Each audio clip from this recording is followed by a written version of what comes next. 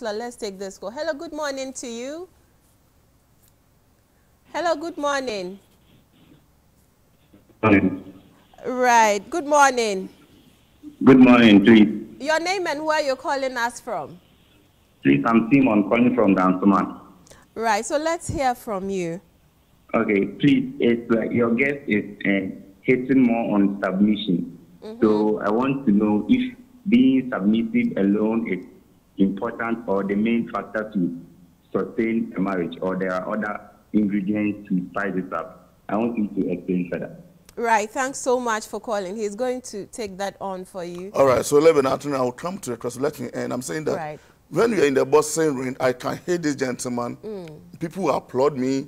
I will be giving, a medal that I will not say, we're champions, whatever, because I've beaten him. But the moment I step out of the bossing ring and I hit anybody, I'll be arrested.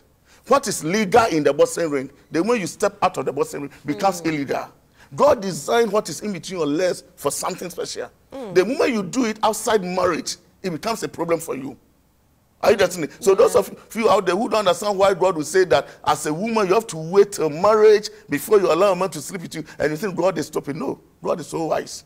He designed you. I normally say this, when the one who designed this phone tells me this phone is not water resistant, don't put it inside water. And you say, well, I bought it with my money, I can do whatever I like, and you put it inside water. When you put it on, it doesn't come on, you can't blame the manufacturer. He designed the product, and he knows what the product can do and what it can do. The one who designed you in a special way. He knows you more than you know yourself.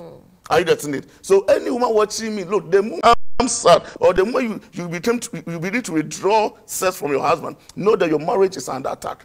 That's the point I want to make. Now, talking about submission, as my brother says, when you talk of things that makes marriage, okay, there are a lot of elements.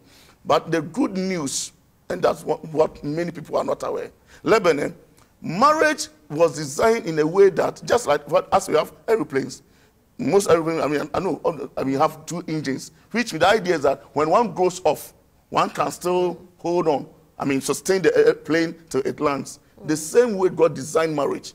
God designed marriage in the sense that he is part of the way. So marriage is always between three people. That's you, your husband, and God.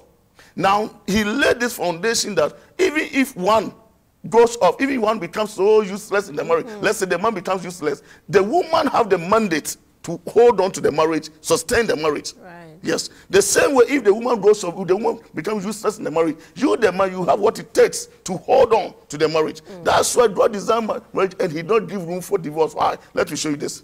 When you understand the whole concept of submission, submission is more powerful than even prayers, according to the Bible. And I wish at this point, let me confirm for viewers in the Bible. And that's also when I hear a woman who says, my husband, I'm divorced, and he's now trying to put the blame on the husband. I tell you, you are the cause of the divorce. The same way when I meet a man who is divorced and trying to blame the woman, I say, you are the cause. Why? God designed marriage and said that any of you can hold on to the marriage. Maybe later. Counselor, Abna is on the line. Hello, good morning to you.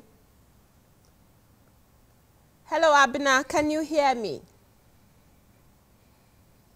Right, Counselor, she's off. So let me read this to every woman watching us this morning. That this is how God designed. So the whole concept, in fact, actually, people don't even understand the word submission. That's another teaching altogether. Submission has been misinterpreted. The most easiest thing to do is submission.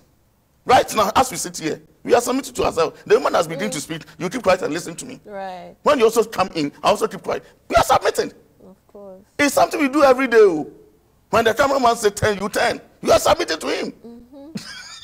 We do this every day, but you see, the point is because anytime you mention submission, you're looking at somebody going to oppose, or let's say, lord over, submission is the most easy when you have understanding.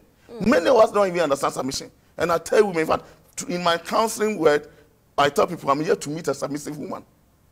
Yes, most of anyone who came around me. By the time we finished discussing what submission is, the woman herself will say, no, Pastor, I have not started submission. Yes, anybody watching can open to Ephesians chapter 5. Now the Bible will tell you that wives, submit to your own husband. Look at the way he put the own, which with submission is not general. God did not command you to go and submit to every woman. No, your own, meaning know what your husband wants and what he doesn't want. Submission is defined in the context of your husband. So it's not about what my mother was doing for my daddy. Yes, your mother was maybe setting table, putting lace on it, and your daddy was, loved it. Well, do you know your husband? Sometimes we take those things to marriages and all of that. That is wrong. That's what I'm saying. We are suffering. So you meet an average woman who thinks I'm doing all that I have to do, and my husband is appreciated. Your husband cannot appreciate it because you don't even understand submission is. You don't import submission. Do you know what? What your father may like will not necessarily be what your husband wants. Your father. Your husband may like a cold food. So don't come and put a hot food in front of your husband and say, eat it. It's good to eat hot food. You're not there to train your husband. The Bible did not give the permission to go and train your husband. Is not one of your children to go and train him. But many women today, we are trying to change our husband to be this or our ex-boyfriends. Look, God is so wise. So he said, submit to your own. That word own there alone, if you understand it, then you appreciate that an average woman don't understand submission. Why? That means before you even enter into marriage, now when you maybe go back to the dating principles that we will look at, you see, that's why during dating, you must not check the puzzle of submission and love. Why? You are going to submit to this man. And the definition is that submit to him. So check him and assess him. Are there things that to you may not, it will not give you that room, that kind of way to submit? Because the person's behavior and other things, you don't like it. Right. Remember, you're not there to change him. You are there with that command to go and submit. Meanwhile, that's why during dating is a time to check some of these things. You don't go into marriage and now want to be your boss there. No. The Bible commands you, meaning. So the point is submit to your own husband. Like I said, it starts from knowing what your husband wants and what he doesn't want. Right. If you're able to get that alone, you started your journey. Right. So the conversation is getting very interesting.